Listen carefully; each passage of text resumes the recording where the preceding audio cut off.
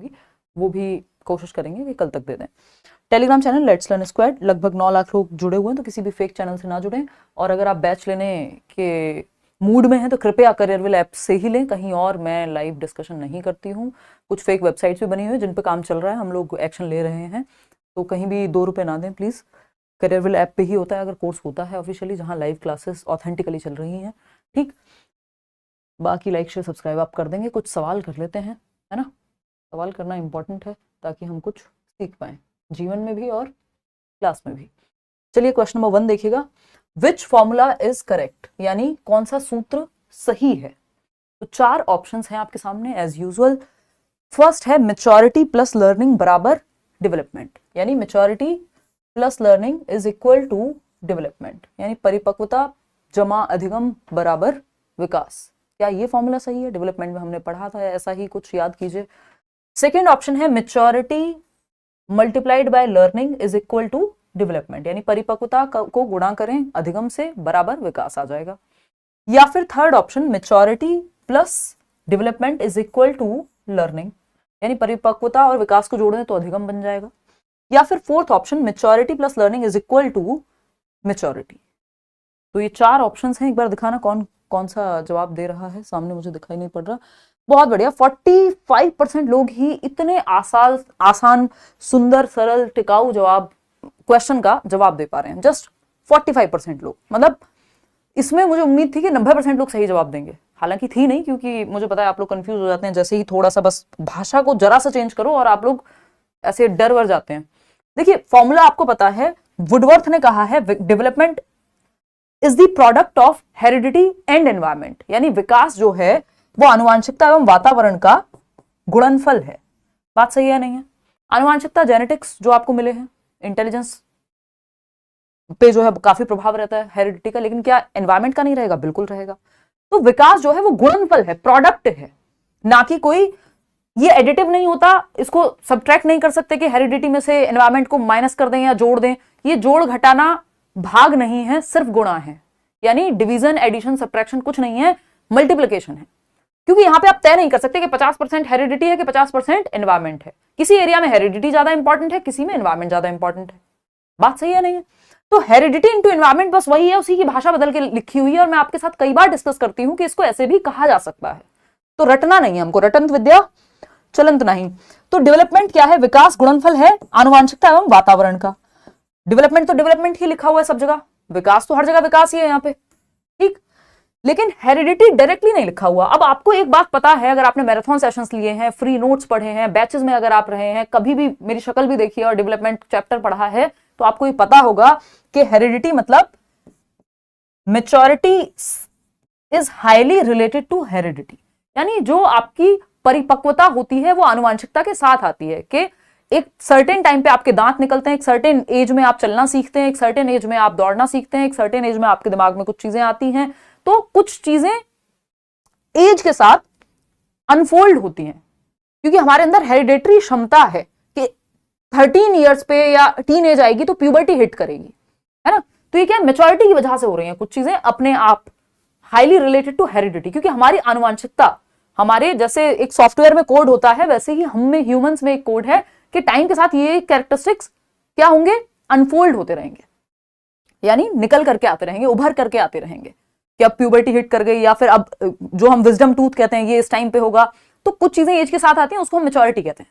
यहां पे highly related to heredity, तो हेरिडिटी ना लिख करके मेच्योरिटी लिख दिया, एनवायरमेंट ना लिख करके लर्निंग लिख दिया। क्योंकि लर्निंग को हम कैसे देखते हैं? लर्निंग हम कहते हैं भाई relatively permanent change in behaviour, जो व्यवहारवादी या बिहेवियरिस्टिक डेफिनेशन ऑफ लर्निंग है।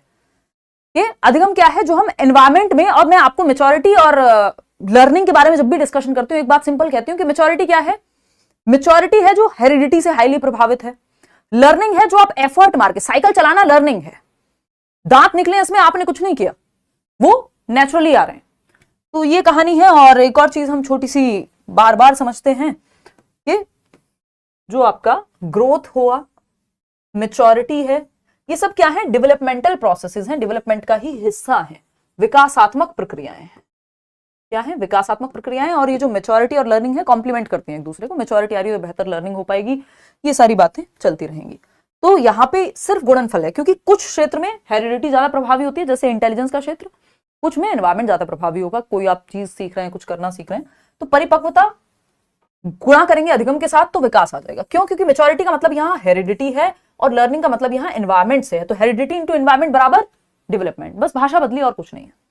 तो ऐसे लड्डू सवालों को अगर आप गलत करेंगे पेपर में तो क्या होगा, और डीट प्लस भी जैसा एग्जाम हुआ तो नेगेटिव में और हो जाएगी मार्किंग, एक तो गलत हुआ ऊपर से माइनस में जाएंगे नंबर। तो ऐसे काम मत करिए। सबसे पहला चैप्टर है डेवलपमेंट, हर जगह आता है, हर एक एग्जाम में लगभग, ठीक है ना। तो क्वेश्चन नंबर 2 देखिएगा, विच of the following is true, सही कौन सा ऑप्शन है, निम्नलिखित में से कौन सा सत्य है। पहला ऑप्शन है development and learning remain unaffected bye socio cultural context, यानी विकास और सीखना सामाजिक सांस्कृतिक परिप्रेक्ष्य से अप्रभावित होते हैं, यानी विकास पे समाज और संस्कृति का कोई प्रभाव नहीं पड़ता। विकास पे अगर किसी चीज का प्रभाव नहीं पड़ता तो वो है बच्चे का सोशियो इकोनॉमिक स्टेटस, हालांकि उसका भी पड़ता है, बट आपको एज अ टीचर उस चीज से प्रभाव नहीं पड़ना चाहिए। तो विकास पे तो लगभग हर चीज का प्रभाव पड़ता है, चाहे वो एनवायरमेंट हो, चाहे जिस समाज से बच्चा आ रहा है, जिस संस्कृति से बच्चा आ रहा है ना, तो उसका विकास, उसके सोचने का ढंग, सोशल डेवलपमेंट, इमोशनल डेवलपमेंट, बहुत सारी चीजें प्रभावित होती हैं। तो ये तो कहना गलत हो जाएगा कि डेवलपमेंट एंड लर्निंग अनअफेक्टेड रहते हैं सोशियो कल्चरल कॉन्टेक्स्ट से, गलत है। Learners learn in a certain way, यानी शिक्षार्थी जो है एक निश्चित तरीके से सीखते हैं, या अधिगम करता जो बच्चे हैं वो एक सर्टेन वे में सीखेंगे, एक ही तरीका सीखने का, बाकी मल्टीपल तरीके नहीं है, जबकि बच्चे अलग अलग तरह से सीखते हैं, इन डिफरेंट वेज वो सीख सकते हैं, तो ये भी गलत हो गया। थर्ड ऑप्शन है play is meaningful for cognition and social competence, यानी जो खेलना है कि बच्चे जब खेल रहे हैं, कोई भी एक एक्टिविटी कर रहे हैं, स्पोर्ट्स में पार्टिसिपेट कर रहे हैं, तो उनका संज्ञान यानी उनकी दिमागी क्षमताएं, सोचना, समझना, तर्क करना, यानी thinking, reasoning, problem solving, decision making, imagination, attention, memory, जितने भी काम दिमाग से होते हैं वो सब बेहतर होते हैं जब वो खेल रहे हैं, तो उनका दिमाग बेहतर हो रहा है इन जनरल। बात सही है नहीं भाई, वो स्ट्रेटेजाइज भी करेंगे, स्ट्रेटजी बना करके गेम खेलेंगे, जीत रहे हैं तो कोई लीडरशिप भी होगी, 70 चीजें उसमें लगती हैं। तो कॉग्निशन के लिए मीनिंगफुल है, अर्थपूर्ण है, बेहतर साबित होगा प्ले संज्ञान के लिए। एंड सोशल कॉम्पिटेंस, यानी समाज में कैसे रहते हैं, कैसे बेहतर करते हैं, ये सब चीजें भी आप, टॉलरेंस क्या होती है, टीम वर्क क्या होता है, ये सब आप स्पोर्ट्स से सीखते हैं। जिन्होंने कभी भी स्पोर्ट्स खेला है या कुछ भी किया है, फिजिकल प्लेफुलनेस कह लीजिए, या प्ले में पार्टिसिपेट किया है, स्पोर्ट्स ही कहेंगे, स्कूल में तो स्पोर्ट्स ही होता है, तो किसी भी गेम में पार्टिसिपेट किया है वो ये बात जानते होंगे। चलिए खैर, तो play is meaningful for cognition and social competence, क्योंकि आप टीम वर्क सीखते हो एंड ऑल। बाकी फोर्थ ऑप्शन देख लेते हैं, asking questions by the teacher hinders cognitive development. देखिए क्वेश्चन पूछने से संज्ञान या आपकी समझ खराब नहीं होती, बेहतर होती है, क्योंकि क्वेश्चनिंग से क्या होगा, आपसे कोई क्वेश्चन पूछेगा, आपकी थिंकिंग प्रोसेस जगेगी, आप सोचना शुरू करेंगे, और सोचना शुरू करेंगे आपका कॉग्निशन बेटर होगा, है ना। नहीं सोचते हम लोग हैं ही कहां, बस एक प्री सेट है जो हमें मिल गया है आसपास की सराउंडिंग से, और हम बस उसी पे टेम्पलेट पे जीते चले जाते हैं। तो शिक्षक द्वारा प्रश्न पूछना संज्ञानात्मक विकास में बाधक तो नहीं हो सकता। प्रश्न पूछना चाहे बच्चे के द्वारा हो चाहे शिक्षक के द्वारा हो, वो फायदेमंद ही है। हम बच्चों को चुप करा देते, नहीं इतने सवाल क्यों पूछ रहे हो, जबकि वो हेल्पफुल है। तो option 3 is the right answer. आगे बढ़ेंगे क्वेश्चन नंबर 3 पे, देखते हैं क्या कहता है भाई question number 3। At what stage is the pace of physical development very slow, यानी कौन सी स्टेजेस में से शारीरिक विकास जो है वो स्लो होता है, किस स्टेज पे, वेरी स्लो। शारीरिक विकास की गति किस अवस्था में बहुत कम हो जाती है, धीमी हो जाती है। आप जनरली पढ़ते हैं भाई इन्फेंसी होता है जन्म से 2 वर्ष, चाइल्डहुड हम 2 से 12 कहते हैं, इसमें भी अर्ली चाइल्डहुड और लेटर चाइल्डहुड है, यानी पूर्व बाल्यावस्था जिसको हम 2 से 6 वर्ष कह देते हैं, और लेटर चाइल्डहुड 6 से 12 वर्ष, इसी को हम मिडिल चाइल्डहुड भी कह देते हैं। एडोलेसेंस है 12 से 18, WHO की माने तो 10 से 19 वर्ष।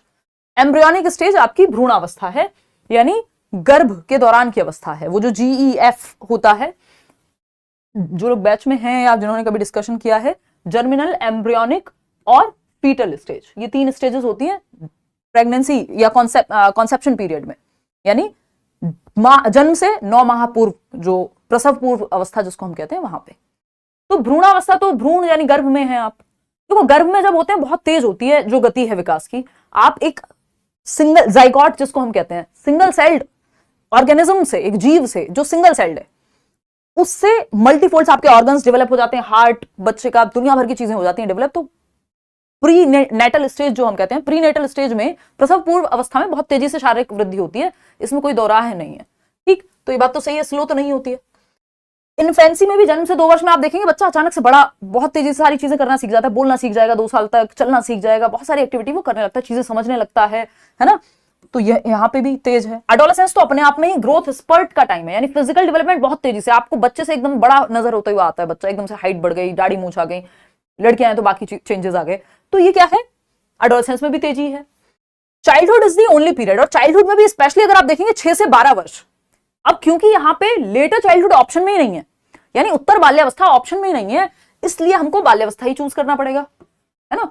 तो childhood is the right answer, कि यहाँ पे जो है जो स्लो हो जाता है शारीरिक विकास बच्चे का, वो स्लो हो जाएगा, मोटर डेवलपमेंट बेहतर होगा, कि यानी दौड़ना, भागना, उछलना, कूदना ये सब अच्छे से कर पाएगा, वो उसमें बेहतरी होगी, लेकिन हाइट आपको बहुत तेजी से बढ़ती नहीं नजर आएगी।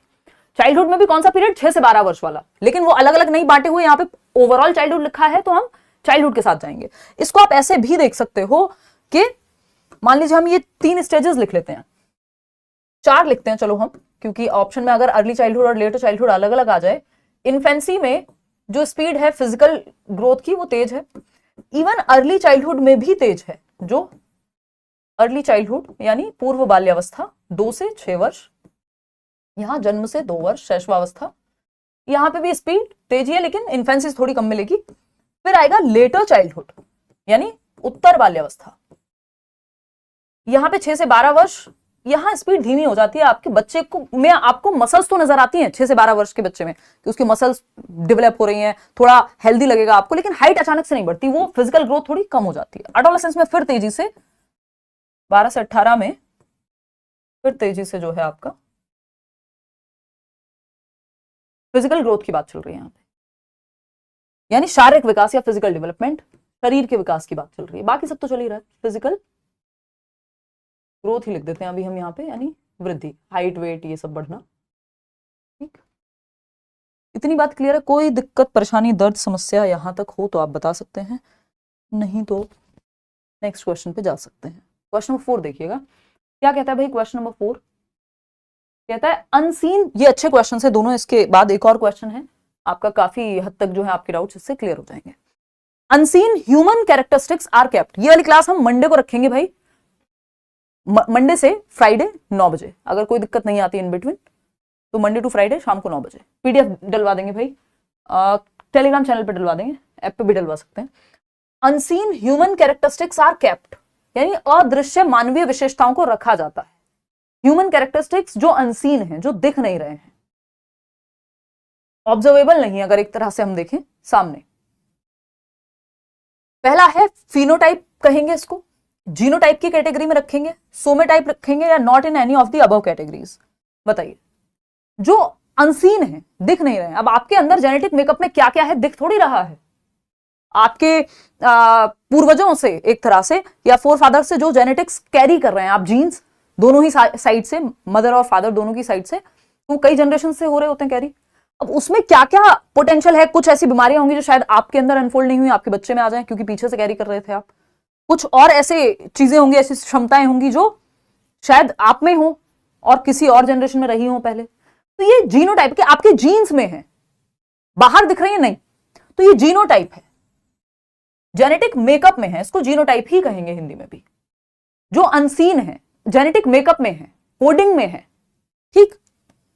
इसका जस्ट ऑपोजिट एक क्वेश्चन है, question number 5, a person's eye colour, skin colour etcetera are kept in mind. एक व्यक्ति की आंखों का रंग, उसका स्किन कलर यानी जो मेरी आंखें हैं, जो रंग है इनका जो आपको दिख पा रहा है, यानी ऑब्जर्वेबल सीन कैरेक्टरिस्टिक्स, वो विशेषताएं जो दिख सकती हैं, जैसे आई कलर, आंखों का रंग देख सकते हैं, बालों का रंग देख सकते हैं, बालों का टाइप देख सकते हैं, बॉडी टाइप देख सकते हैं, तो ये सब क्या है, इनको किस कैटेगरी में रखेंगे, फिनोटाइप में, जीनोटाइप में, पॉलीजेनिक। पॉलीजेनिक होता है बेसिकली दो, एक से ज्यादा जीन्स मिलकर के आपके कोई कैरेक्टरिस्टिक बना रहे हैं, या आपकी हाइट है तो मदर और फादर दोनों का कॉम्बिनेशन भी हो सकती है। Not in any of the above, बताओ फटाफट से, ठीक है।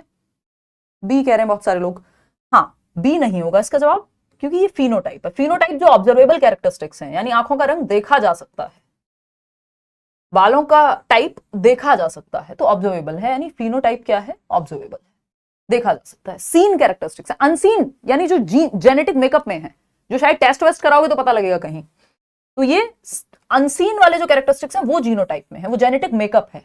फिनोटाइप जो आप देख पा रहे हैं। आगे बढ़ेंगे। फॉर एग्जाम्पल फिनोटाइप में क्या हो सकता है, जीनोटाइप में हो सकता है कि आपकी मदर का जो रंग है वो फेयर है और या थोड़ा डार्क कॉम्प्लेक्शन है, कोई भी एक कॉम्प्लेक्शन है उठा लेते हैं, ठीक है। मदर का जो, ठीक है सलोनी, कॉम्प्लेक्शन है वो थोड़ा डार्क है और फादर का लाइटर साइड है। दोनों के जीन्स आपके अंदर है, जीनोटाइप में दोनों है, कलर्स हैं। लेकिन फिनोटाइप में मान लीजिए जो कलर डोमिनेंट था, तो हो सकता है फादर का कलर फेयर आपका कलर हो, क्योंकि वो फिनोटाइप में दिख रहा है, जीनोटाइप में दोनों है। डार्क कलर भी है आपके जीन्स में, लेकिन फिनोटाइप में क्या आया, ऑब्जर्वेबल कैरेक्टरिस्टिक में क्या आया, वो फादर वाला कलर, या किसी का भी आ सकता है।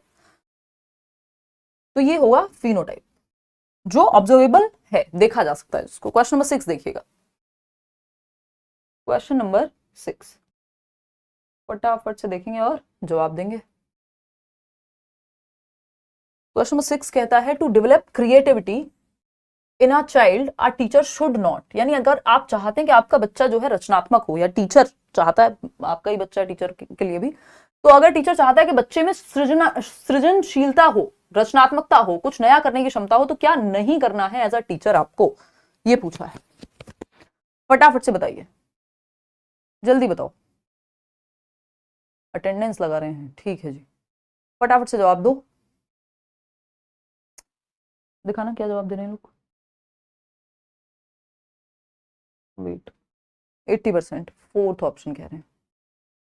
हाँ, हो गया, लॉगिन नहीं है तो कैसे होगा। चलिए, तो अगर हम देखें, अब ऐड भी देखो, अगर हम देखें तो फोर्थ ऑप्शन आप लोग कह रहे हैं ज्यादातर लोग। देखिए समझते हैं क्या नहीं करना है जिससे बच्चे की रचनात्मकता, यानी कुछ नए करने की इच्छा उसकी जीवित रहे। रिस्पेक्ट द चाइल्ड्स व्यूज, यानी बच्चे के जो विचार हैं उनका सम्मान करना, कि वो जिस तरह से देखता है, हाँ एक्सेप्ट कर रहे हैं आप उसको, ठीक है। Satisfy the child's eagerness and curiosity, देखो क्यूरियोसिटी तो बहुत जरूरी है। अगर आपको नवीनता चाहिए, यानी कुछ नयापन चाहिए, क्रिएटिविटी चाहिए, तो ईगरनेस और क्यूरियोसिटी को क्या करना है, सेटिस्फाई करना है। बच्चों को मौके देने हैं क्वेश्चंस पूछने के, उसके मन की कुछ एक्सपेरिमेंट्स करने के, यानी आपकी जो जिज्ञासा है, वो सवाल पूछ रहा है तो उसके जवाब देने हैं, या ढूंढने के लिए उसकी मदद करनी है।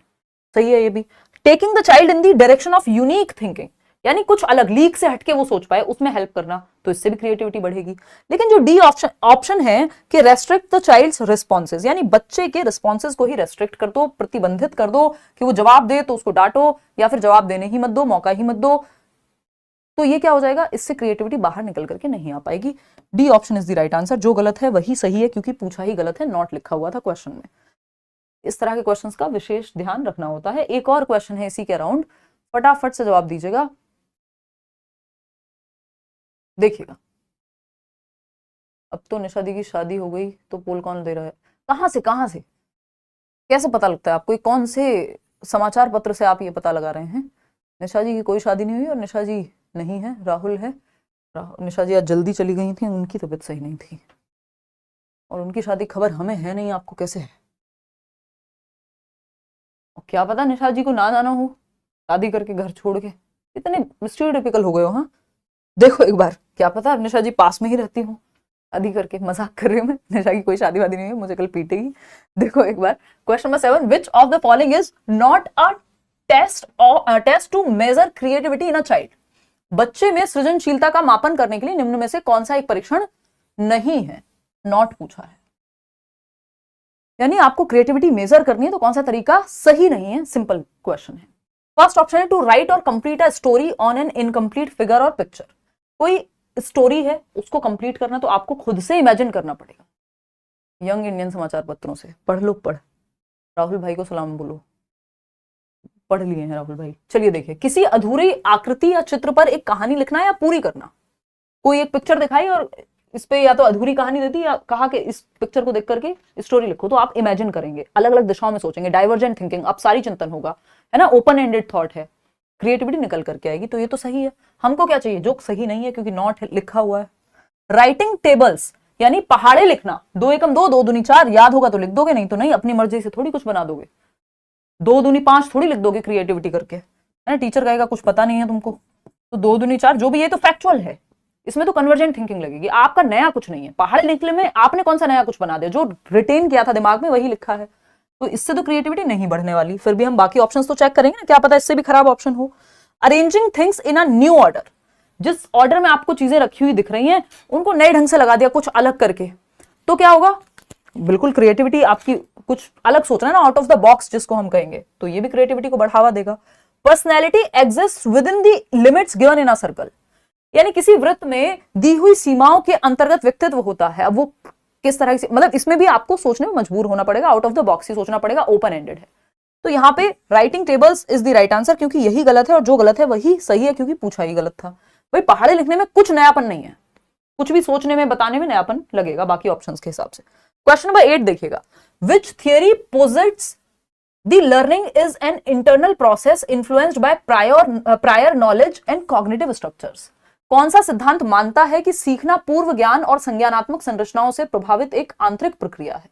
यानी जो आपकी प्रीवियस नॉलेज है, पूर्व ज्ञान है बच्चे का, जो वो लेकर के आया है क्लासरूम में, जो वो पहले से जानता है, तो सीखना पूर्व ज्ञान और संज्ञानात्मक संरचनाओं से प्रभावित होता है, यानी कॉग्निटिव स्ट्रक्चर्स। कॉग्निटिव स्ट्रक्चर्स क्या है? जो भी काम दिमाग से हो रहे हैं। जैसे ही वर्ड कॉग्निशन आए समझ जाओ दिमाग से संबंधित चीजें, thinking, reasoning, problem solving, attention, memory, decision making, आपका इमेजिनेशन, जितने भी काम दिमाग से हो रहे हैं। तो बिल्कुल सही बात है कि जो लर्निंग है उसमें आपकी पूर्व ज्ञान, जो आपको पहले से पता है, और जो थिंकिंग, रीजनिंग करके या दिमाग का इस्तेमाल करके आप सीख रहे हैं वो आएगा। ठीक है, ये बात कहेगा कौन? बिहेवियरिज्म, व्यवहारवाद कहेगा। वो तो कह रहा है भैया हम तो कुछ भी आदत डाल देंगे, आप हमको, व्यवहारवाद के जो जनक हैं जेबी वॉटसन, जॉन ब्रॉडस वॉटसन, वो तो कह रहे हैं आप मेरे को 1 दर्जन बच्चा दे दो, मैं कुछ भी बना दूंगा उनको, चोर, डॉक्टर, सिपाही, कैसे भी ढाल के बर्तन की तरह मैं तो कुछ भी बना सकता हूं। तो ये तो कंडीशनिंग पे वर्क करते हैं, ये कॉग्निशन पे वर्क नहीं करते, बच्चे की प्रायर नॉलेज पे फोकस नहीं कर रहे। कंस्ट्रक्टिविज्म बिल्कुल सही बात है। कंस्ट्रक्टिविज्म कहता है कि इंटरनल प्रोसेस है, इन्फ्लुएंस होगी प्रायर नॉलेज से और कॉग्निटिव स्ट्रक्चर से। लेकिन कंस्ट्रक्टिविज्म के बारे में जब सवाल पूछेगा आपसे, तो ये कहीं ना कहीं लिखेगा कि बच्चा एक्टिवली नॉलेज को कंस्ट्रक्ट करेगा, कुछ तो लिखेगा, लेकिन पूरी तरह से गलत नहीं कह सकते। अगर हमारे पास कॉग्निटिविज्म नहीं होता ऑप्शन में तो हम चले जाते इसके साथ भी। तो कॉग्निटिविज्म या सोशल कंस्ट्रक्टिविज्म, वाइगॉस की बात करते हैं कि बच्चे ग्रुप में सीखते हैं, एक दूसरे के साथ ग्रुप बना करके, कोऑपरेट करके, है ना, मतलब सहयोग करके। अब यहाँ पे जो सही उत्तर होगा पूर्व ज्ञान और संज्ञानात्मक संरचनाएं, क्योंकि इन्होंने कॉग्निटिव स्ट्रक्चर्स की बात कर दी है तो हम जाएंगे कॉग्निटिविज्म की तरफ। कॉग्निटिविज्म जिसमें जेरोम ब्रूनर बात करते हैं आपकी, या मिलर बात करते हैं किसकी, कि जो हमारा दिमाग है वो एक कंप्यूटर के जैसे वर्क करता है, इंफॉर्मेशन प्रोसेसिंग वैसी होती है हमारे ब्रेन में, हम नॉलेज को कंस्ट्रक्ट करते हैं कैसे, इंटरनल प्रोसेस है, जो भी इंफॉर्मेशन दिमाग में जा रही है आप उसको रिसीव करेंगे, ऑर्गेनाइज करेंगे ब्रेन में, उस पर कुछ एक्ट करेंगे, उसको चेंज करेंगे, फिर बाद में रिप्रोड्यूस कर पाएंगे। यानी एक कंप्यूटर के जैसा है हमारा ब्रेन, वैसे ही हम सीखते हैं इंटरनल प्रोसेसेस के थ्रू, कॉग्निटिव प्रोसेसिंग के थ्रू, यानी थिंकिंग, रीजनिंग, प्रॉब्लम सॉल्विंग करके। कंस्ट्रक्टिविज्म में सिंपल लिखा होता है, वर्ल्ड के साथ इंटरेक्ट करके या कुछ ना कुछ एक्टिविटी की जरूर बात हुई होती है, अगर रचनावाद की बात करते हैं तो। ठीक, क्वेश्चन नंबर 9 देखिएगा क्या कहता है, which of the following is a potential drawback of relying too heavily on AI powered learning platforms. आजकल एआई का जमाना है, हम सुनते ही हैं बहुत हद तक। आपकी नेशनल एजुकेशन पॉलिसी भी कह रही है कि 21st सेंचुरी स्किल्स की बात करिए, डिजिटल लिटरेसी की बात करिए, टीचर्स को भी आती हो, बच्चे में भी हम लेकर के आए कि डिजिटली वो साउंड हो, वो सॉफ्टवेयर्स का यूज कर पाए। आजकल कितने सारे गवर्नमेंट के प्रोग्राम्स हैं, एप्स हैं, इवन टीचर्स के लिए ट्रेनिंग से लेकर के 70 तरह की निष्ठा और कितनी सारी एप्स हैं, है ना। तो which of the following is a potential drawback of relying too heavily on AI powered learning platforms. अब तो चैट जीपीटी आ गया, दुनिया भर की चीजें हैं, है ना। वो व्हाट्सएप पे भी वो मेटा एआई वाला ऑप्शन आ गया। ठीक, उससे कुछ भी पूछो, मैं तो खेलती रहती हूँ, बड़ा मजा आता है ना।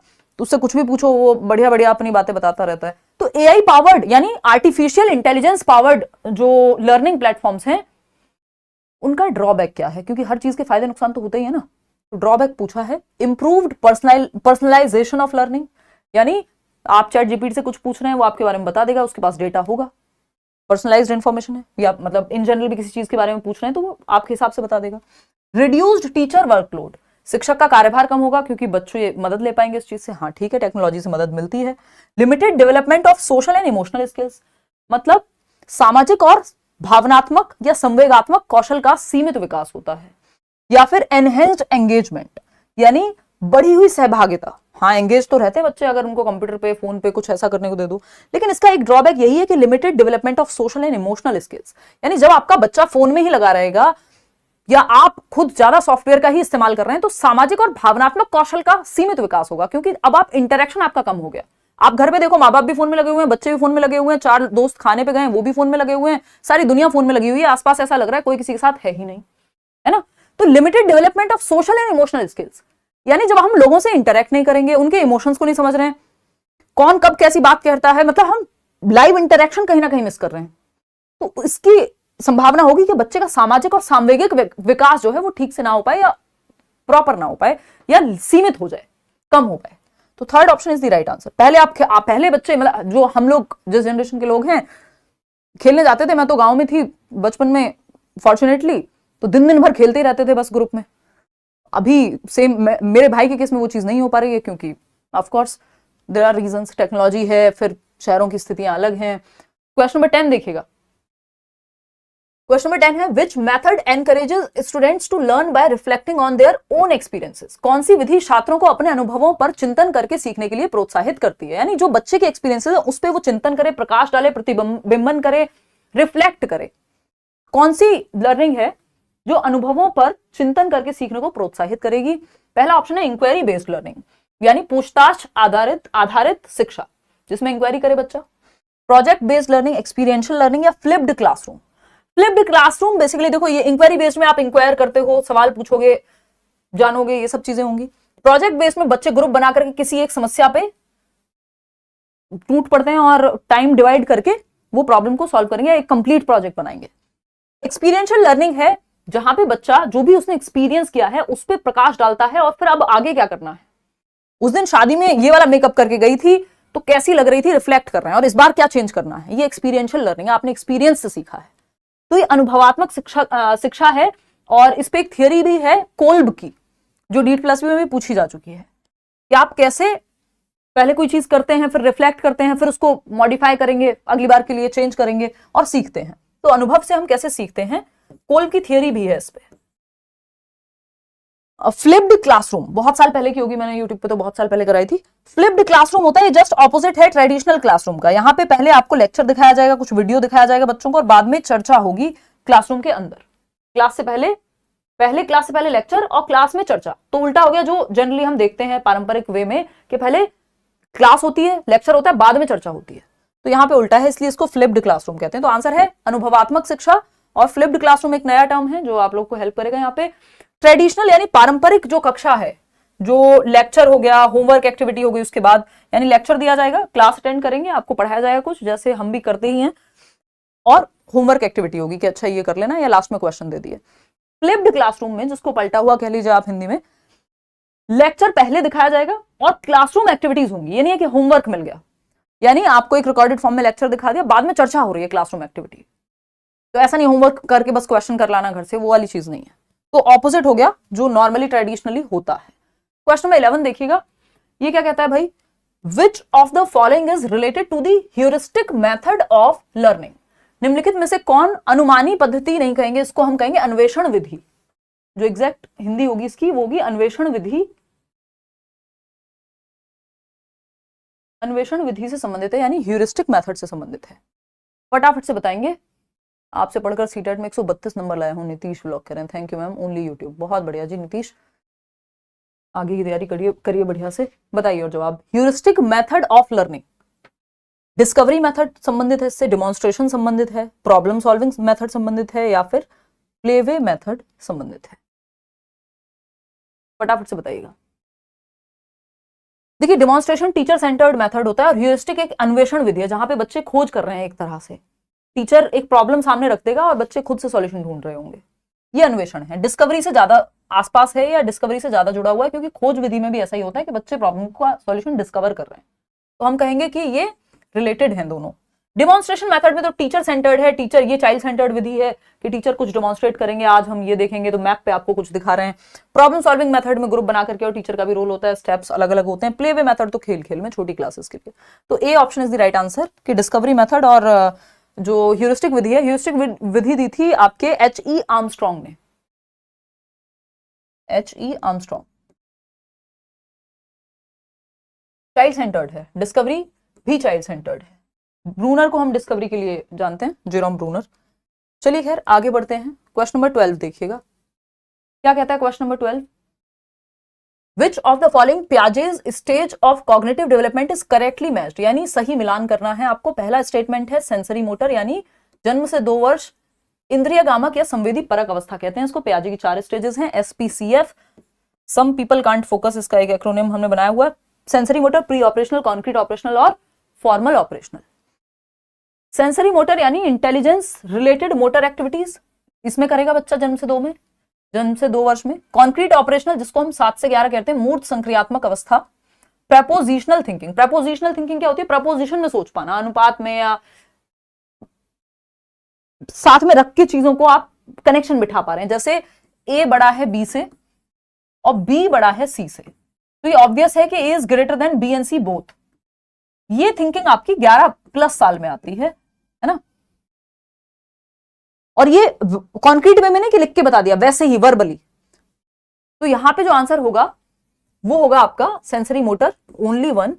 इंटेलिजेंस रिलेटेड मोटर एक्टिविटीज, इसका मतलब है कि बच्चा बुद्धि या अपने ज्ञान की संरचना एक्टिविटीज करके करता है।